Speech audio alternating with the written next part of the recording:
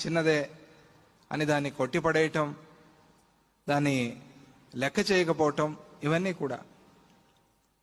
తలనొప్పి వచ్చింది, సాయంత్రానికి తగ్గింది, ఆహా ఆ స్వామి కృప అనుకోవాలి. ఎందుకంటే తగ్గకుండా రోజుల తరబడి కష్టపడే వాళ్ళు ఉన్నారు ప్రపంచంలో, అవునా కాదా?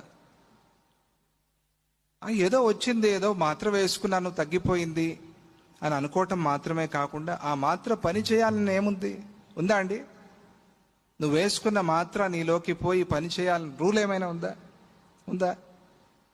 అలా చేస్తుంది అనే ఒక నమ్మకం ఉంది, అవునా కాదా? చేయాలి అనే రూల్ అయితే లేదు, అవునా కదా?